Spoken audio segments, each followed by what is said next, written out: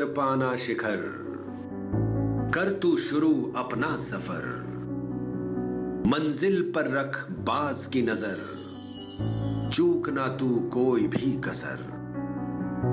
हो नदी गहरी या हो लहरें बेमिसाल, हौसलों को बना लेता है नाविक अपनी पतवार।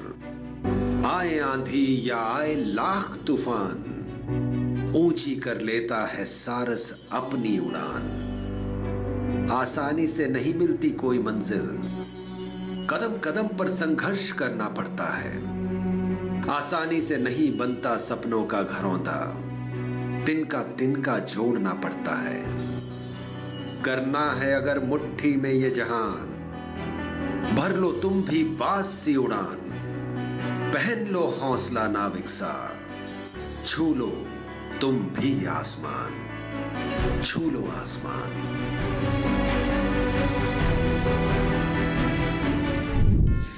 नमस्कार, मैं हूं यशोधन राणा और स्वागत है आपका हमारे शो छू लो आसमान में। आज की कड़ी में मैं आपकी मुलाकात जिस किसान से करवाने वाला हूं, उसने न सिर्फ खेती का तरीका बदला, बहुत सारे लोगों की सोच ही बदल दी। लेकिन उससे पहले मैं आपसे एक सवाल पूछना चाहता हूं। एक औरत क्या कर सकती है, क्या इसकी कोई सीमा है? एक औरत के रूप में हम क्या कर सकते हैं, इसकी कोई सीमा नहीं। यह कहना है अमेरिका के भूतपूर्व राष्ट्रपति बैरक ओबामा की पत्नी मिशेल ओबामा का, और सच भी है। आज औरतें वो सब कुछ कर सकती हैं जो एक पुरुष कर सकता है, या कहें तो उनसे भी कहीं ज्यादा। एक समय था जब औरतों को अपनी चौखट पार करना तक मना था। उन्हें समाज और परिवार की बेड़ियों में बांध कर रखा जाता था। लेकिन क्या किसी ने सोचा था कि उन बेड़ियों को तोड़ एक औरत आगे आएगी और कृषि जगत में अपने नाम का परचम लहराएगी? नहीं ना। लेकिन जैसा कि मिशेल ओबामा ने कहा है, औरतों की कोई सीमा नहीं है। तो इस औरत ने न केवल अपने नाम का परचम लहराया, बल्कि आज ये बीज माता के नाम से प्रसिद्ध है। आइए देखते हैं इनकी जीवन यात्रा।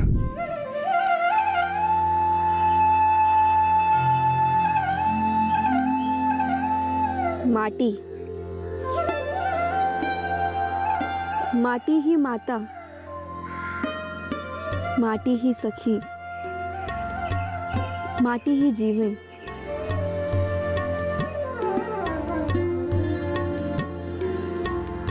माटी में जल है, माटी से अनाज है, माटी से ही जीवन है। माटी के बिना हम कुछ नहीं।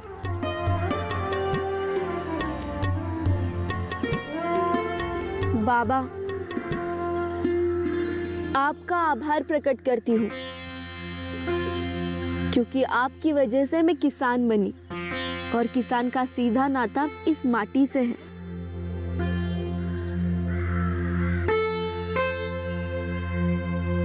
राही बाई पोपरे, मिट्टी की बेटी और हमारी बीज माता। महाराष्ट्र का अहमदनगर, सोनू कोंडा जी नामक एक किसान के घर राही बाई का जन्म हुआ।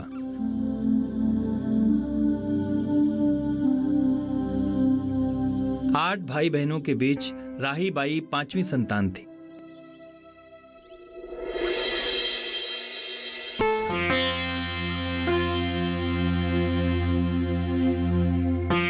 लेकिन गरीबी की वजह से राही बाई की स्कूली शिक्षा नहीं हो पाई,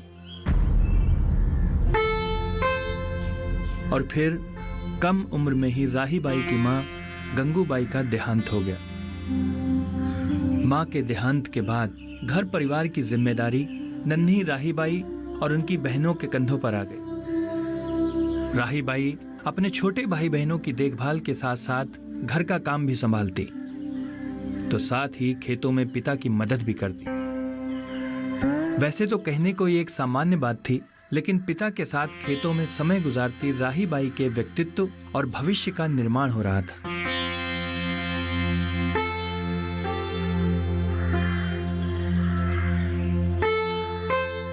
बाबा, आप ये बीज क्यों इकट्ठा करते हो?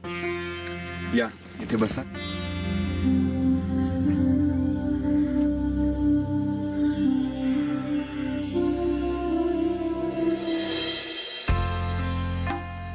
एक बात बताओ बेटा, ये पेड़ पौधे प्रकृति ये सब किसने बनाया है? भगवान ने। और भगवान के काम में कोई नुस्ख नहीं होता, उनका हर काम बराबर होता है। इसलिए ये जो पेड़ पौधों से होने वाले फल सब्जियों में जो बीज होता है वो भी भगवान का बनाया हुआ है। इस बीज से अगर फल सब्जी अनाज उगाओगे और वो खाओगे तो तुम्हें कभी तकलीफ नहीं होगी, क्योंकि वो असली है, प्राकृतिक है, भगवान का बनाया हुआ है। लेकिन बाजार से अगर बीज लाओगे और उससे अनाज उगाओगे तो शायद हो सकता है उससे तकलीफ हो, क्योंकि उनमें रसायन मिला हुआ सकता है, वो असली नहीं है, प्राकृतिक नहीं। समझी? तो क्या ये बीज भगवान के बीज है? हाँ। तो फिर मैं भी ये बीज इकट्ठा करूंगी।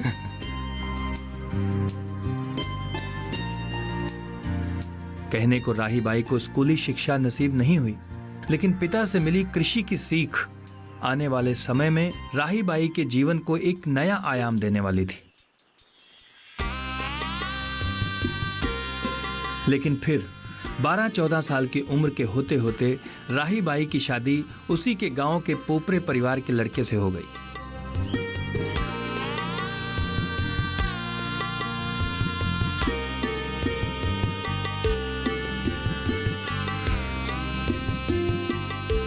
शादी के बाद राही बाई अपने ससुराल आ गई।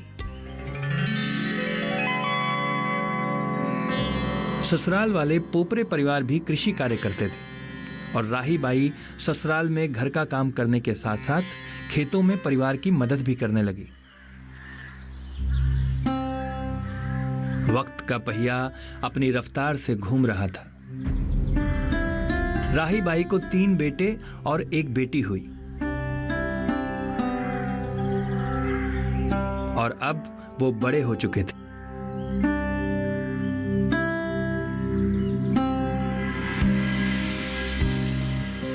वो समय ऐसा था जब अधिकतर लोग हाइब्रिड अनाज और फर्टिलाइजर की खेती की तरफ भाग रहे थे।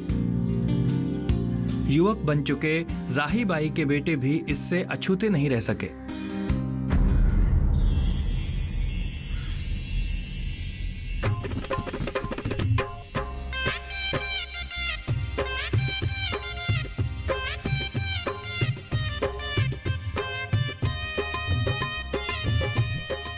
अरे बाबा, ये तेरे आई बाबा का जमाना नहीं है रे, ये नया जमाना है। समझ में आया? फर्टिलाइजर से खेती करो और डबल मुनाफा कमाओ, पूरा मस्का।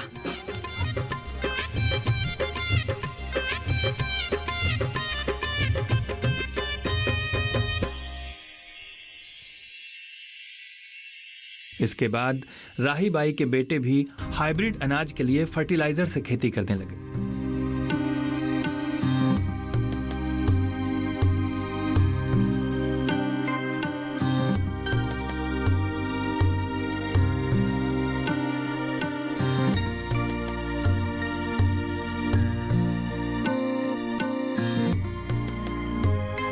इसका परिणाम भी आया। जल्द ही दुगनी तिगनी फसल होने लगी और आमदनी बढ़ने लगी, पैसे आने लगे और इससे सब खुश थे।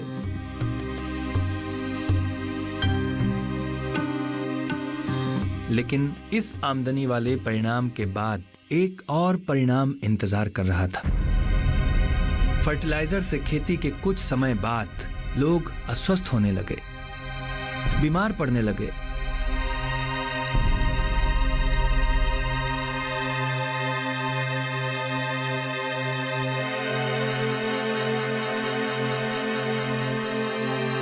जिस गांव ने कभी कुपोषण का मुंह नहीं देखा था, उस गांव में कुपोषण पैर पसारने लगा और इससे राही बाई का घर भी अछूता नहीं रहा।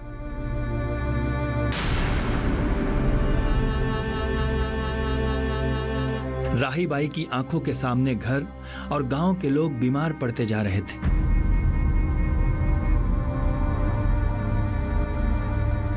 राही बाई परेशान हो गई। उन्हें समझ में नहीं आ रहा था कि ऐसा क्यों हो रहा है। तभी राही बाई को पिता की बात याद आई। ये पेड़ पौधे प्रकृति ये सब किसने बनाया है? भगवान ने।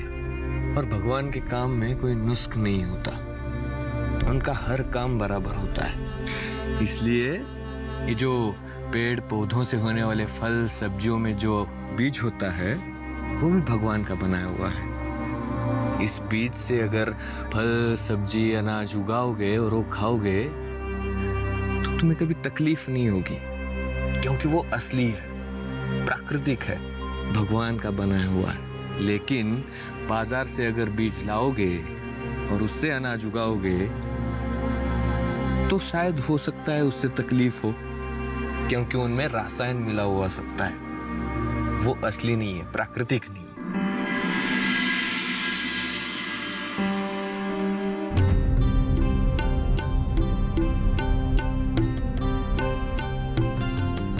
और फिर राही बाई एक निर्णय करती हैं।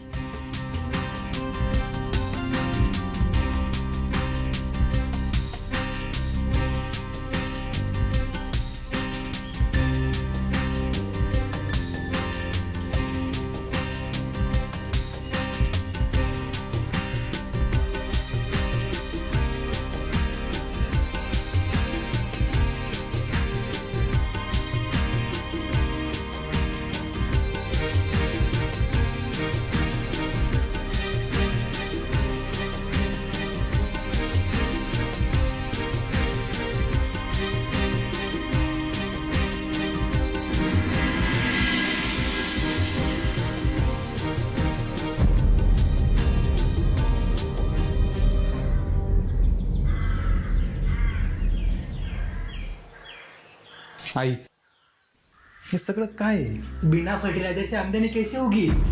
अरे ऐसी आमदनी किस काम की जो घर परिवार की शांति चली जाए। ये रसायन वाली खेती ठीक नहीं है।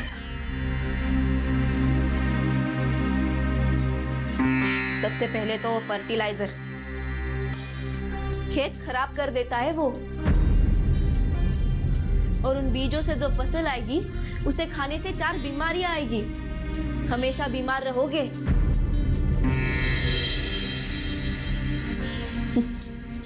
नहीं माना कि फर्टिलाइजर के खेती से 4 पैसा ज्यादा आता है, मगर क्या करोगे उन पैसों का? जो पैसा अस्पताल और डॉक्टर में चला जाए?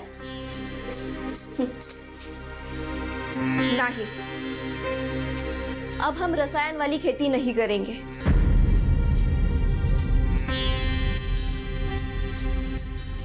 अब हम असली बीज यानी भगवान की बीज से खेती करेंगे।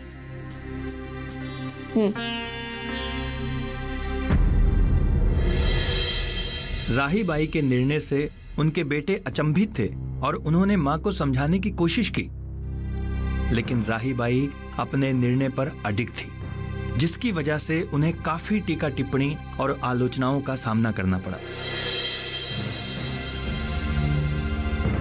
आई समझ ही नहीं रही है, पुराना तरीका से खेती नहीं होता है अब। क्या? भगवान का बीज? अरे तुम्हारी माँ ईडी कह रहे? ठीक है बाबा, तुम्हारी माँ मदर इंडिया और तुम लोग रामू और बिरजू, है ना? जाओ, वो जैसी बोलती है ना वैसी खेती करो, जाओ।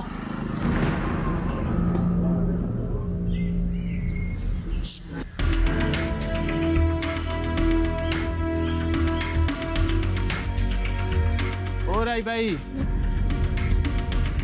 तीर्थ जाने के उम्र में काय को क्रांतिकारी बन रही हो? अरे समय के हिसाब से चलो। काय बोलते हो काका?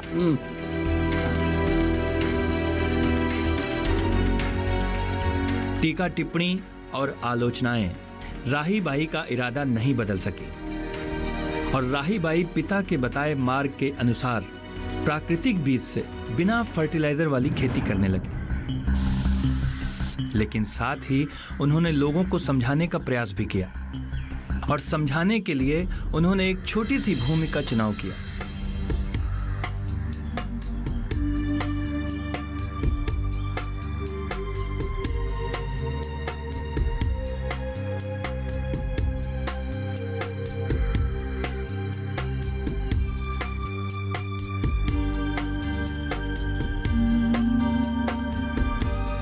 के एक हिस्से में उन्होंने फर्टिलाइजर डालकर हाइब्रिड अनाज का बीज लगाया, तो वहीं दूसरे हिस्से में बिना फर्टिलाइजर के प्राकृतिक बीज बोया। और किस्मत का खेल देखिए, उस साल गांव में वर्षा नहीं हुई, जिसकी वजह से फर्टिलाइजर भूमि वाला पौधा मुरझाकर सूख गया। वहीं प्राकृतिक बीज वाला पौधा अब भी तंदुरुस्त और जीवित था, क्योंकि प्राकृतिक बीज वाले पौधे को कम पानी की आवश्यकता होती है। ये देखकर लोगों को राही बाई की बात कुछ कुछ समझ में आने लगी।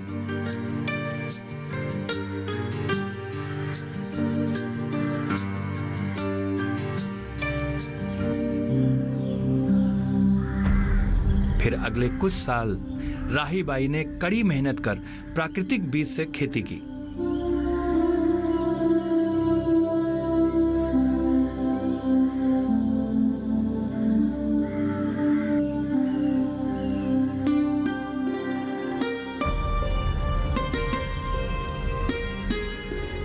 खेती से फसल अच्छी हुई।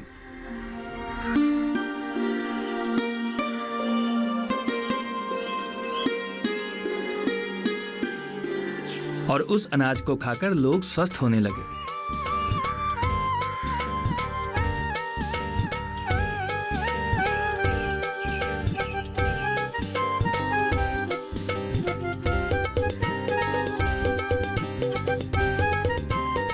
ये देखकर गांव के और लोगों ने भी राही बाई का मार्ग अपनाया।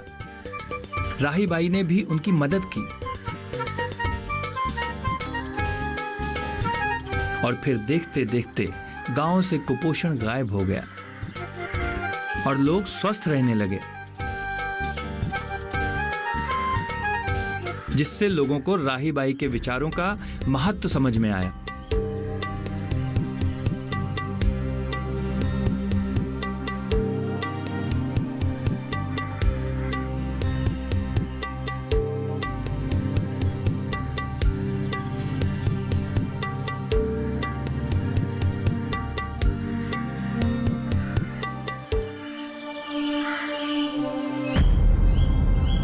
नागू भाऊ, राही बाई के विचार से पूरे गांव का फायदा हुआ है। गांव के सारे लोग स्वस्थ भी हो रहे हैं, इसलिए हम उनका धन्यवाद करना चाहते हैं। आई कुठे है?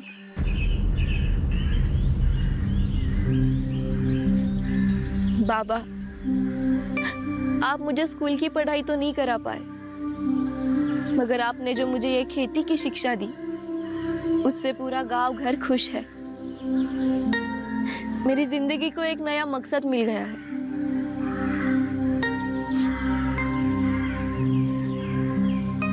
बाबा, मुझे आशीर्वाद दो कि मैं और ज्यादा से ज्यादा लोगों की मदद कर सकूं।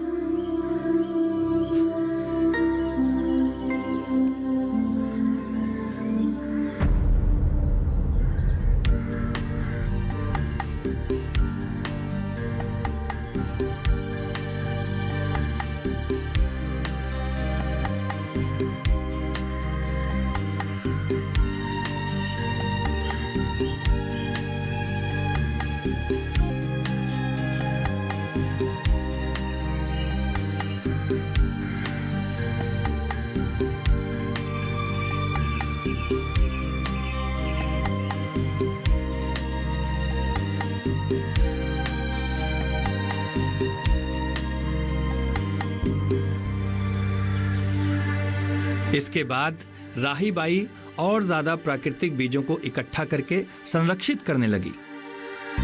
राही बाई की सफलता की खबर BAIF, भारतीय एग्रो इंडस्ट्रीज फाउंडेशन के लोगों को लगी और वो राही बाई से मिलने उनके घर आए। और राही बाई के घर से उन्हें 17 किस्म के अलग अलग फसलों के प्राकृतिक बीज मिले, जिन्हें राही बाई ने संरक्षित करके रखा हुआ था।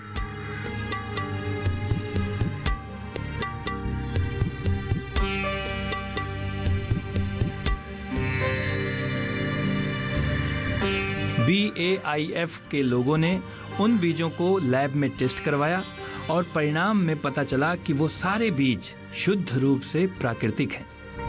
राही बाई की इस उपलब्धि से भारतीय एग्रो इंडस्ट्रीज फाउंडेशन के लोग काफी खुश थे और फिर राही बाई ने उनकी मदद से अपने गांव में देश का पहला और अनोखा बीज बैंक का निर्माण किया, जिससे उन्हें सीड मदर बीज माता की उपलब्धि मिली।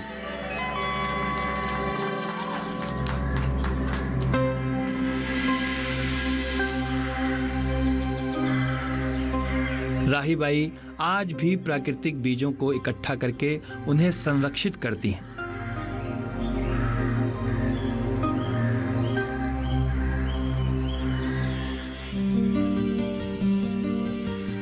राही बाई की खेती का मूल मंत्र है प्राकृतिक बीज, प्राकृतिक खेती और स्वस्थ परिवार, स्वस्थ समाज। राही बाई अपनी इस मुहिम के द्वारा बहुत सारे लोगों की मदद कर रही हैं। राही बाई स्कूली शिक्षा प्राप्त नहीं कर पाई, लेकिन आज वो प्राकृतिक बीज और प्राकृतिक खेती को लेकर बड़ी बड़ी सभा, स्कूल, कॉलेज में व्याख्यान देने जाती हैं। राही बाई की इन उपलब्धियों को सरकार और समाज ने भी सराहा है। उन्हें कई तरह के सम्मान से सम्मानित किया गया है।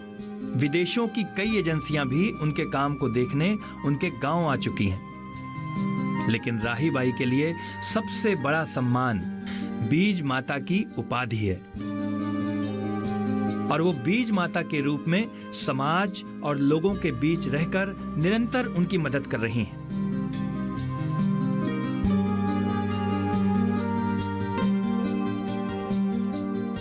सीड मदर बीज माता की इन उपलब्धियों, उनके विचार, उनके प्रयास को हमारा नमन।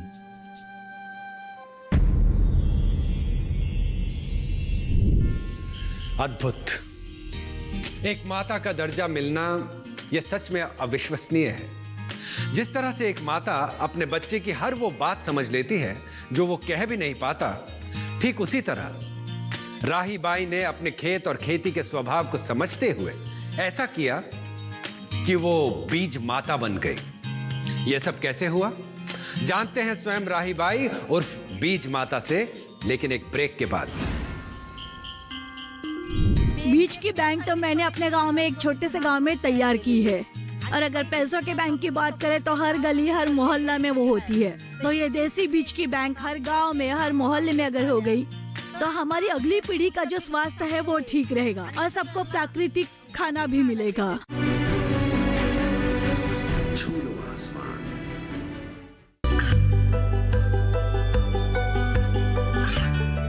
गांवों और पिछड़े क्षेत्रों में सरकारी योजनाओं की जानकारी पहुंचा।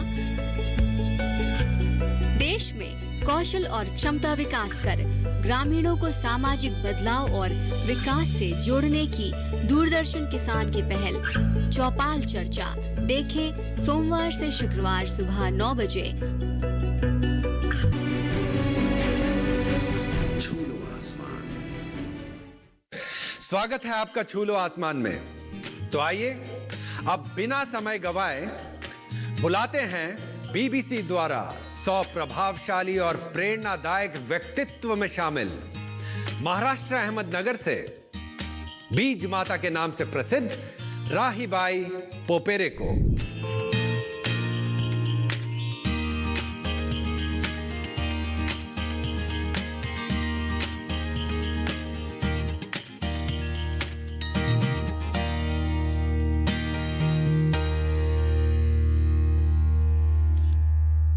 नमस्कार।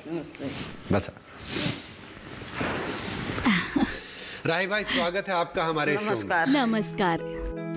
आपको लोग बीज माता नाम से पुकारते हैं, तो आपको कैसा लगता है? मुझे बीज माता कहते हैं दुनिया भर के लोग, क्योंकि मैंने बीज का काम किया है इसलिए। और बीज माता ये नाम एक कार्यक्रम में रघुनाथ मशीलकर ने दिया था और मुझे जो बीज माता का नाम दिया गया, इसीलिए मुझे इस नाम का बहुत ही अभिमान है। आपने खेती करने के लिए प्राकृतिक बीजों का इस्तेमाल किया, ये कितना कठिन था?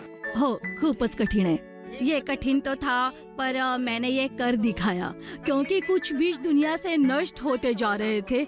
लेकिन फिर मैंने खुद के घर से ये अनुभव लिया कि मेरे भी खेतों में बहुत से रासायनिक हाइब्रिड बीज आए। उसके ऊपर रासायनिक फुहारे, दवाइयाँ, खाद बहुत मारे जाते थे। उसकी वजह से हमारे घर में लोग बीमार रहने लगे थे। फिर मेरे ही ध्यान में आया कि इस हाइब्रिड खाने की वजह से, रसायन की वजह से हमारे घर में लोग बीमार पड़ने लगे। फिर मैंने मेरे बच्चों का ये सब खाना बंद कर दिया। उन्होंने फिर मुझे थोड़ी दिन विरोध किया। सब लोग करते हैं, कम खर्च में ज्यादा मुनाफा मिलता है, सब लोग करते हैं, तुम क्यों ना बोलती हो। तो फिर मैंने मेरे घर वालों से कहा कि थोड़े दिन तुम ही देखो, मैं उसमें ध्यान ही नहीं दूंगी।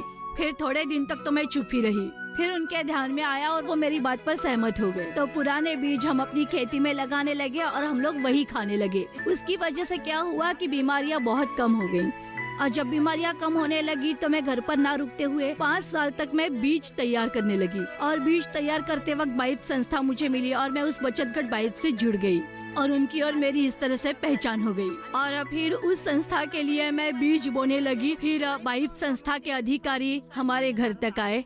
तब मैं पीठ पर बीज लेकर बोने जा रही थी खेतों में। वो आए और मुझे पूछा कि मौसी कहाँ जा रही हो। मैंने कहा बारिश हो रही है, खेतों में जा रही हूँ बीज बोने। उन्होंने पूछा कौन से बीज है। मैंने कहा वेल, वाकड़, भाजी पाला। उन्होंने पूछा नाम बता सकती हो। मैंने कहा इतने कहाँ से नाम बताऊंगी। फिर उन्होंने मुझसे पूछा कि ये बीज आप कहाँ से खरीदती हैं। तो मैंने कहा ये बाजार से नहीं खरीदा, ये पारंपरिक घर के ही बीज हैं। तो उन्होंने पूछा कि घर के ही बीज है, मतलब मैं कुछ समझा नहीं। तो मैंने उन्हें मेरा जो अनुभव था वो मैंने उन्हें बताया और फिर वो चले गए।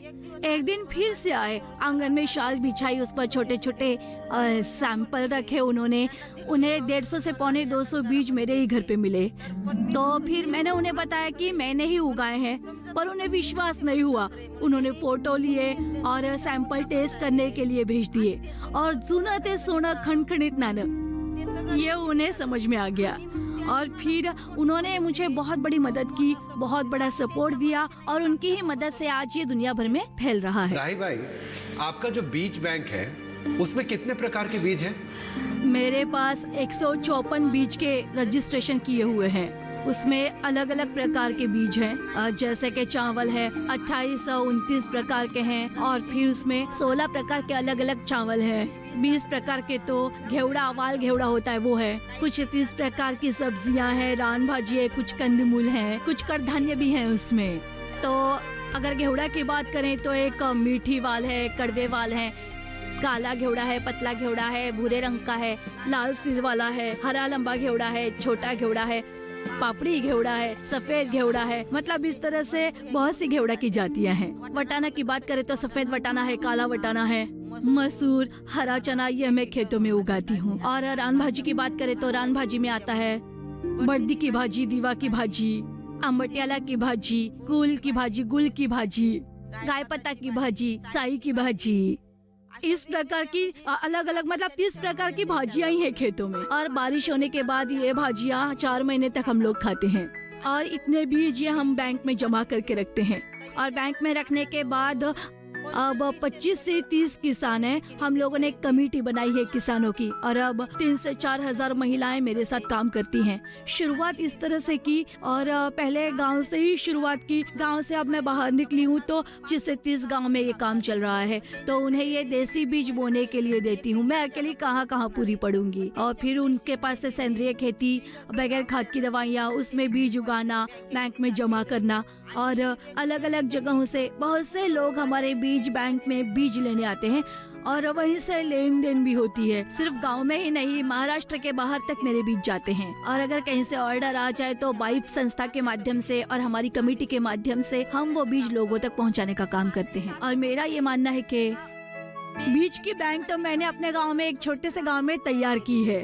और अगर पैसों के बैंक की बात करें तो हर गली, हर मोहल्ला में वो होती है। तो ये देसी बीज की बैंक हर गांव में, हर मोहल्ले में अगर हो गई तो हमारी अगली पीढ़ी का जो स्वास्थ्य है वो ठीक रहेगा और सबको प्राकृतिक खाना भी मिलेगा और उसकी वजह से बीमारियां भी बहुत कम होंगी।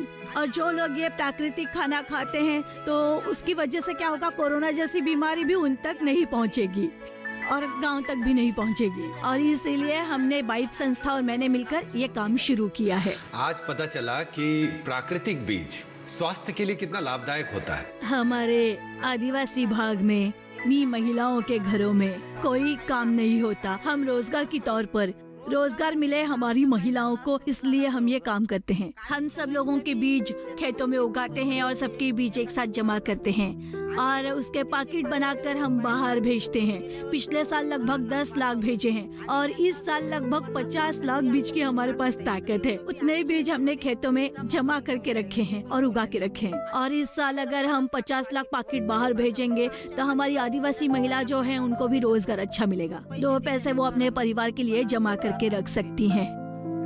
राही बाई की जीवन यात्रा हमें यह बताती है कि अगर हम सही को सही और गलत को गलत कहने की हिम्मत रखते हुए मेहनत और लगन से आगे बढ़े तो मंजिल को पाना मुश्किल नहीं होता। कई बार सच होता तो हमारे सामने है, लेकिन हम उसे कहने की हिम्मत नहीं कर पाते। लेकिन एक अशिक्षित महिला ने, अशिक्षित महिला इसलिए कह रहा हूं कि शिक्षित लोगों में यह देखा गया है कि उनमें जागरूकता होती है, लेकिन एक अशिक्षित महिला होने के बावजूद जिस तरह से राही बाई सच को सामने रखती हैं, वो दूरदर्शी विचार है, सराहनीय है। अभी बहुत सारी बातें जाननी है राही बाई से, जो हम जानेंगे एक ब्रेक के बाद। मुझे अभिमान है मेरी उस काली मिट्टी का, उसी की वजह से मुझे इनाम मिला। मेरे बीजों की वजह से मेरा नाम हुआ, तो यह सारा श्रेय मैं उस काली मिट्टी को देती हूँ। मेरा नाम भले ही कितना बड़ा क्यों ना हो जाए, लेकिन काली मिट्टी से नाता मैं कभी नहीं तोड़ूंगी और ये बीज मैं दुनिया भर में बोती ही रहूंगी। छू लो आसमान। ये कामयाबी है अन्नदाता की। ये कहानी है खेत और खलिहानों की। कैसे करें अपने पशुओं की देखभाल, जानिए गांव-गांव के किसानों का हाल। देखिए गांव किसान, सोमवार से शुक्रवार दोपहर 12 बजे, सिर्फ डीडी किसान पर। छू लो आसमान। स्वागत है आपका छू लो आसमान में। हमारे साथ हैं राही मौशी। जब आप सच्चे इरादे से कोई भी कार्य करने के लिए आगे बढ़ते हैं तो कोई भी रुकावट बड़ी नहीं लगती। वो रुकावटें कुछ देर के लिए आपको डगमगा सकती हैं, लेकिन मंजिल पर पहुंचने से नहीं रोक सकती।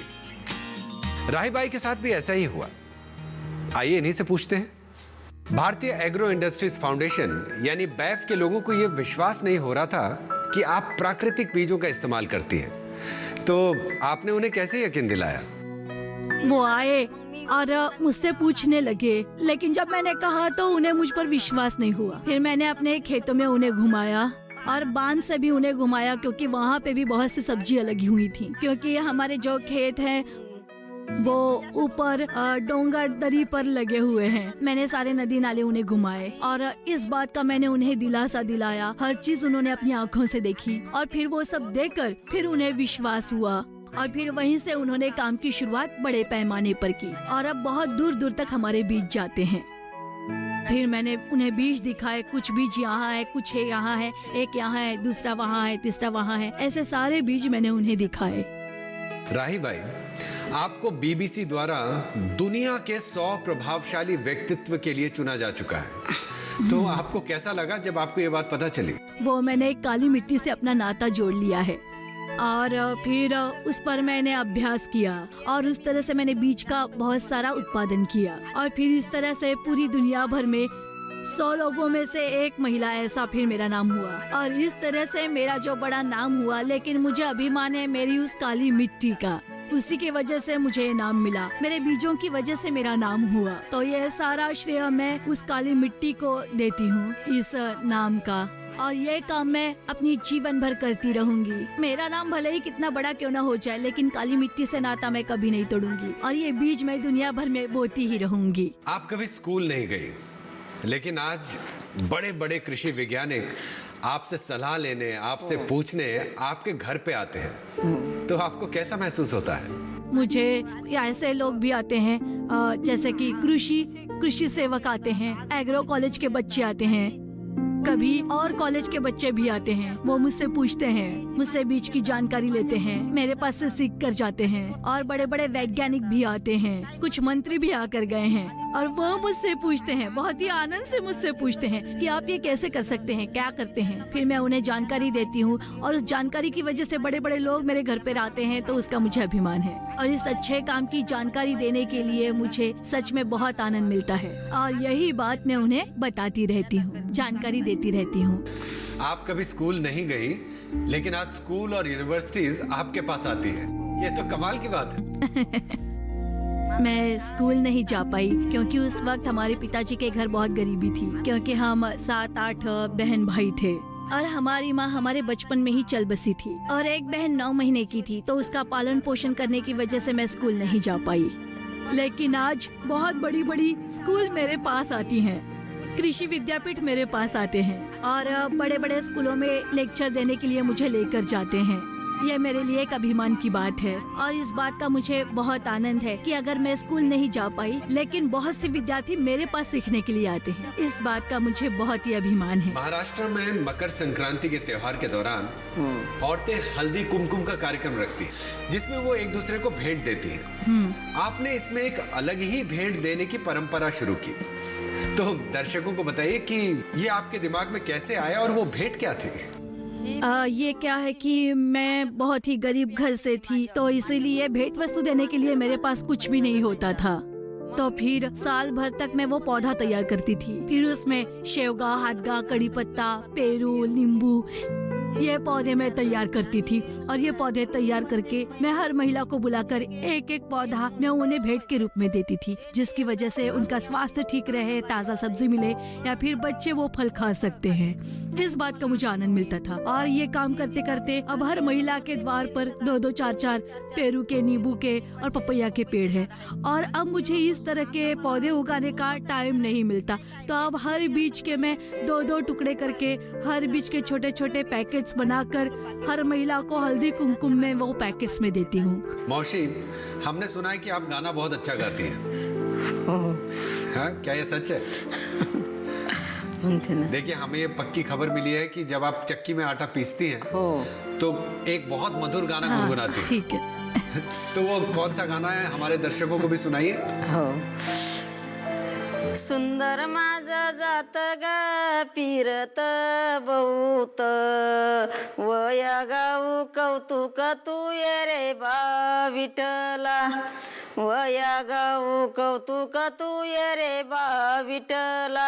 सुंदर माझं जात ग वैन जातेच्या मुखात, वया गाऊ कौतुक तू ये रे बा विठला, वया गाऊ कौतुक तू ये रे बा विठला। दळण मी दळीते पीठ टोपली भरीते, साचू पुढं ठेवीते तू ये रे बा विठला, साचू पुढं ठेवीते तू ये रे बा विठला। सकाळ उठून मी तकरी जाड लोट, माझ्या दारावरून सूर्य देवाची वाट, माझ्या दारावरून सूर्य देवाची वाट। निघाला सूर्य देव दिसतो लाल लाल, तान्या माझ्या बाळाला राम राम घाल, तान्या माझ्या बाळाला राम राम घाल। निघाला सूर्य देव तिरमी पड भीतीवरी, पातोई चित चाळ दुनिया नाही रीतीवरी।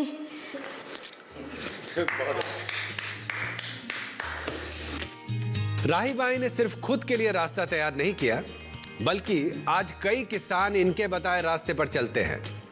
इन्होंने 3,500 महिलाओं को अपने साथ जोड़कर उन्हें अपने पैरों पर खड़ा किया और यह सब हो पाया आगे बढ़ने और मुश्किलों से लड़ने वाले जज्बे के साथ। यही वजह है कि जिस औरत ने कभी स्कूल का रास्ता नहीं देखा, आज उसके द्वार पर कई बड़े बड़े कृषि वैज्ञानिक सलाह लेने आते हैं।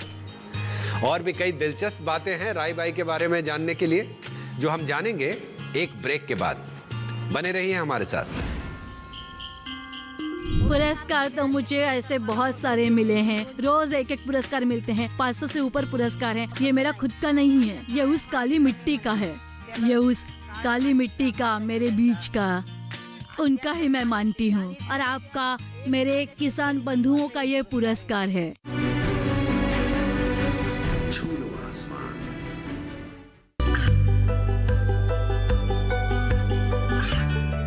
गांवों और पिछड़े क्षेत्रों में सरकारी योजनाओं की जानकारी पहुंचा। देश में कौशल और क्षमता विकास कर ग्रामीणों को सामाजिक बदलाव और विकास से जोड़ने की दूरदर्शन किसान की पहल चौपाल चर्चा देखें सोमवार से शुक्रवार सुबह 9 बजे।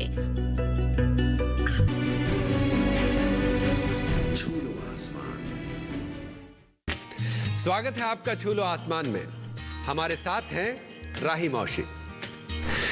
आपकी इस सफलता में आपके पिताजी के विचारों का बहुत बड़ा योगदान है जी। इसके बारे में कुछ बताइए।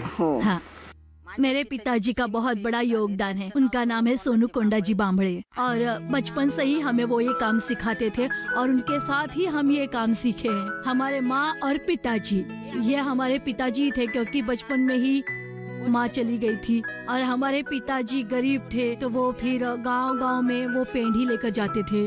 गांव-गांव में जाते थे क्योंकि उन्हें गांव-गांव की जानकारी थी।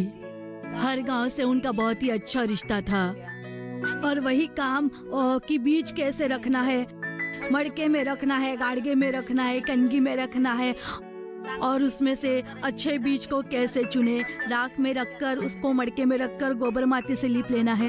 ये सारे काम मैंने अपने पिताजी के घर पर ही सीखे थे और पिताजी के साथ मैं भी खेती के काम पर जाती थी। ये काम मैं तो कहती हूँ कि इसमें मेरे पिताजी का ही योगदान है और इस काम का पुण्य मुझे मेरे पिताजी से ही मिला है, इसलिए मेरा इतना बड़ा नाम हुआ है।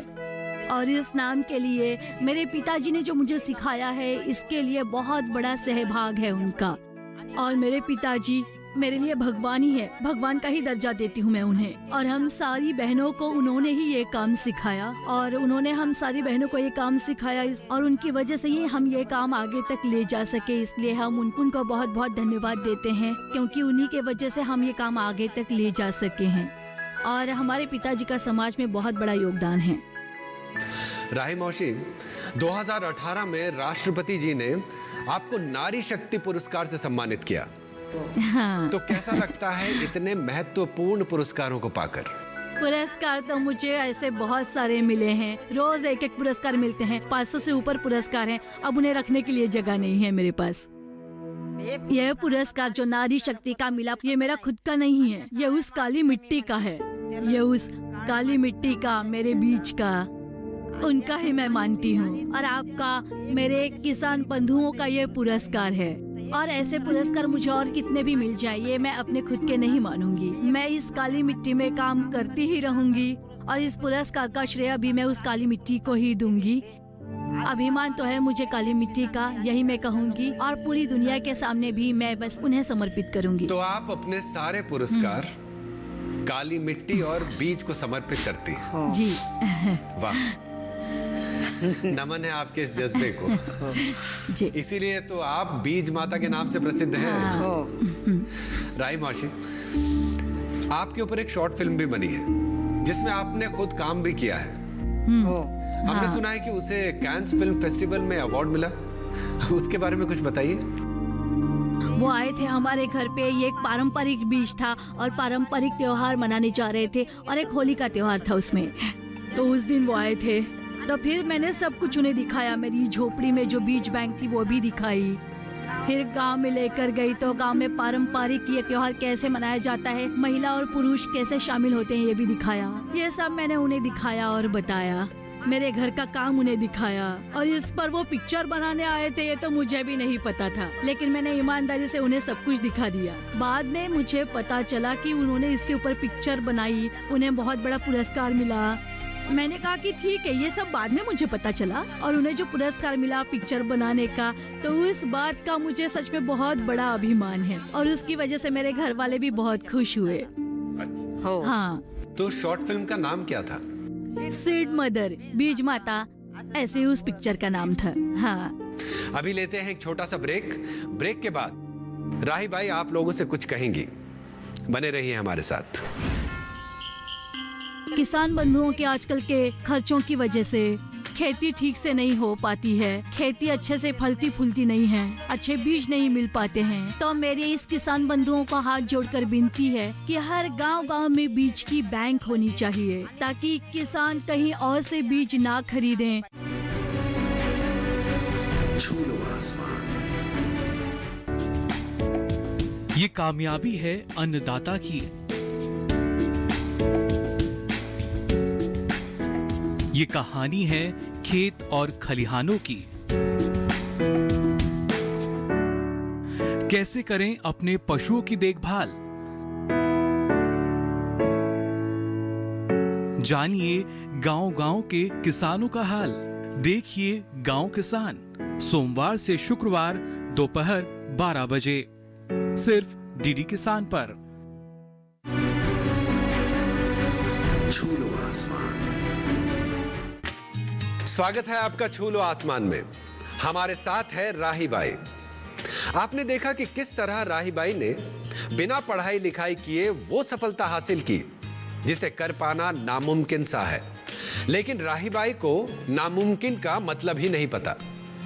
उनकी इस नामुमकिन यात्रा को मुमकिन बनाने में उनके परिवार वालों ने भी उनका साथ दिया।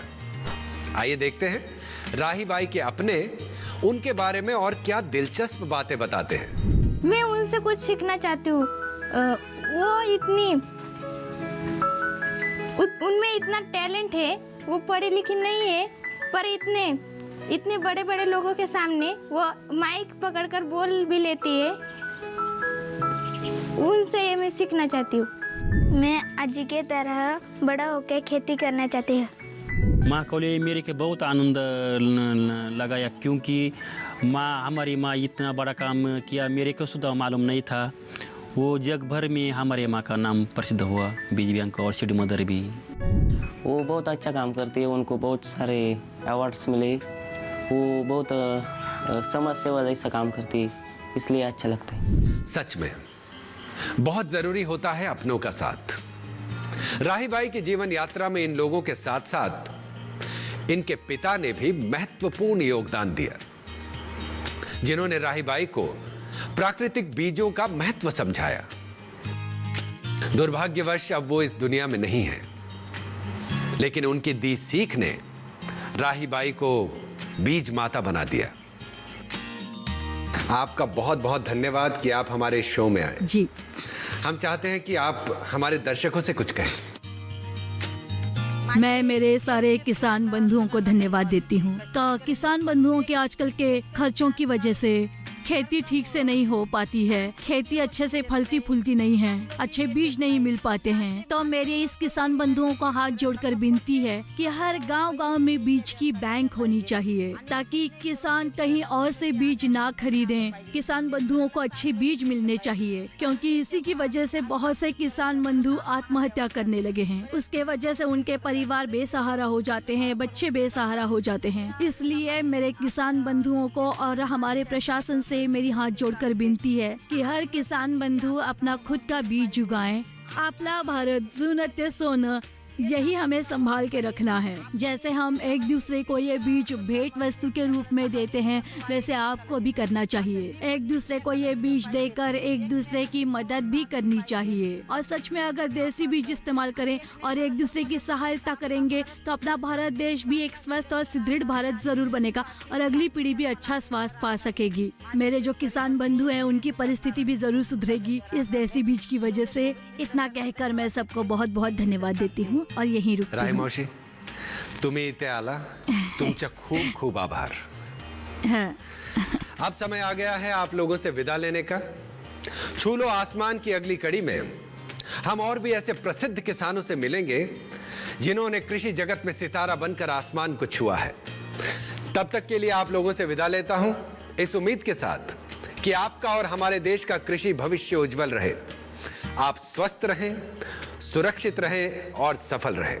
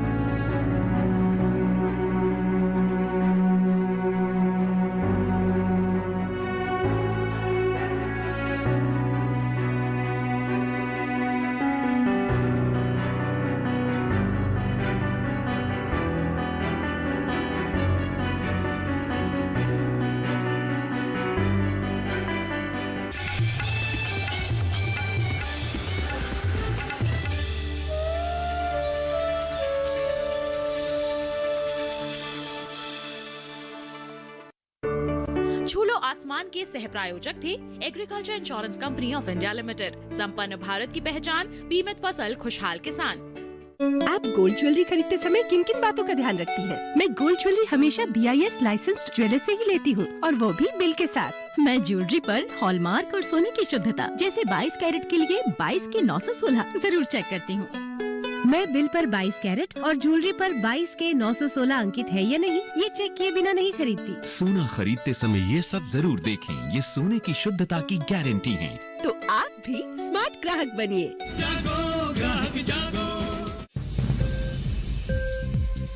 उपज के भाव ताव, आवक का हाल चाल, आयात निर्यात पर पैनी नजर, जानकारों की सटीक सलाह, सिर्फ मंडी खबर में, सोमवार से शनिवार सुबह 8:05 पर। नमस्कार, मैं हूं आपके साथ श्वेता श्रीवास्तव और आज मैं आपको लेकर चलूंगी भारत के मसालों की चटपटी दुनिया में। ये वो दुनिया है जिसने सदियों से, या यूं कहें सदा से, विश्व की कई संस्कृतियों को अपनी ओर खींचा है।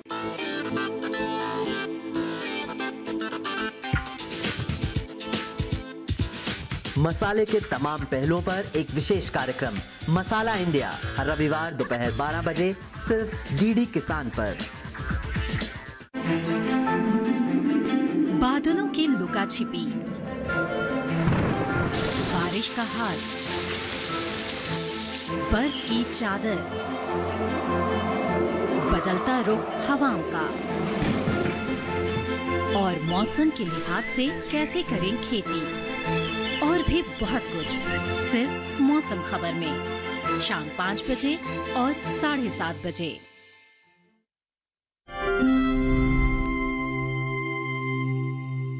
औरैया जिले के विकास खंड भाग्यनगर स्थित परवाहा गांव में प्रमुख रूप से धान, गेहूं और मक्का की खेती होती है।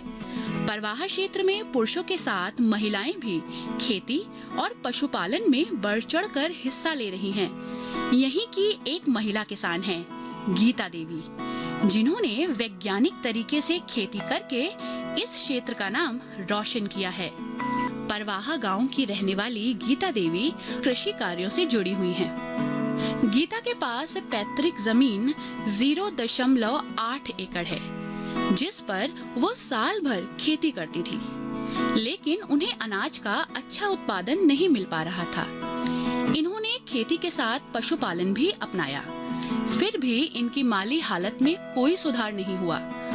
वर्ष 2015 में इन्होंने कृषि विज्ञान केंद्र परवाहा से प्रशिक्षण लिया और उत्पादन को बढ़ाया। इन्होंने वैज्ञानिक तरीके से ऊसर भूमि का सुधार किया। ऊसर सुधार के लिए ये धान के पुआल को जलाती नहीं है। इसके प्रबंधन के लिए धान की कटाई ऊपर से करती हैं और धान के पुआल को गेहूं की बुआई के बाद पूरे खेत में बिछा देती हैं, जिससे गेहूं का जमाव अच्छा होता है और पानी की भी बचत होती है। पुआल के प्रबंधन के साथ साथ भूमि की उर्वरा शक्ति भी बढ़ती है। मैं अथवर धान काटती हूँ, पुआल को इकट्ठा कर लेती हूँ, फिर बाद में हम गेहूँ बोने के बाद पुआल को खेत में फैला देती हूँ, जिससे मेरी खेत की नमी रहे और बीज भी अच्छा जमे और इसमें खरपतवार भी नहीं होता है। गीता देवी की जमीन कृषि विज्ञान केंद्र परवाहा के बगल में ही है, इसलिए गीता देवी कृषि विज्ञान केंद्र के वैज्ञानिकों के निरंतर संपर्क में रहती हैं। गीता देवी वैज्ञानिकों के सहयोग से धान की ऊसर प्रजाति CSR 36 का बीज उत्पादन कर रही हैं। ये 8 क्विंटल बीज उत्पादन कर 30 से 35 हजार रुपए अतिरिक्त आमदनी कमा रही हैं। इनके पति राजेंद्र पाल इनको कृषि कार्यों में पूरा सहयोग कर रहे हैं। CSR 36 का बीज हम धान लगाती हूँ, उसमें जो सूखे खेत में या गीले में धान हो जाता है और हमें उसमें धान में मुनाफा भी होती है। खेती के अलावा गीता देवी ने पशुपालन के क्षेत्र में भी सफलता प्राप्त की है। पशुओं का दूध ये शहर में बेच रही हैं, जिसके दाम इन्हें अच्छे मिल रहे हैं। गीता आज पशुपालन से 60,000 तथा बीज और फसल उत्पादन से 75,000 रुपए सालाना कमा रही हैं। मेरे पास 3 भैंसें हैं, एक गाय है। ये मुर्री टाइप नस्ल की, अच्छी नस्ल की भैंसें हैं, मुर्री टाइप की। और वे दूध भी देती हैं, जो 30-35 लीटर दूध हो जाता है। वो हम बाज़ार में बेचती हूँ। मेरे पास बकरी, बड़ी नस्ल की बकरी हैं। गीता देवी द्वारा पशुपालन करने के कारण उन्हें जैविक खाद भी प्राप्त हो रही है। जैविक खाद का प्रयोग वह ऊसर भूमि में करके उसकी उपजाऊ क्षमता बढ़ा रही हैं। उन्हें फसल उत्पादन भी गुणवत्तापूर्ण प्राप्त हो रहा है और वे रासायनिक खाद के दुष्प्रभाव से भी फसलों को बचा रही हैं। गीता देवी ने पशुपालन और खेती के माध्यम से अपनी आर्थिक स्थिति को बेहतर किया है। दूध बेचकर मैंने प्लाट भी लिए, मकान भी बनवाया और मैंने बच्चों को पढ़ाया।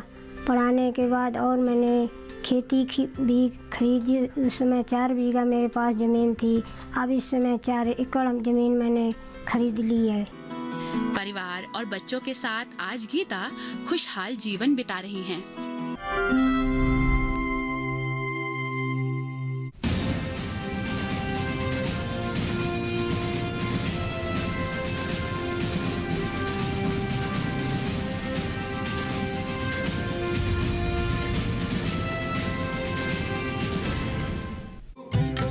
क्या सोचते हैं वो जिन्हें चुना आपने? जो आपके हित में है उसे जाना आपने? पूछेंगे हर वो सवाल जो रखता है आपसे सरोकार। बताएंगे आपको आखिर क्या है आपके अधिकार। हर सवाल, हर उलझन को सुलझाएंगे हम विशेषज्ञों के संग। दूरदर्शन किसान के खास कार्यक्रम विचार विमर्श, शुक्रवार रात 10 बजे।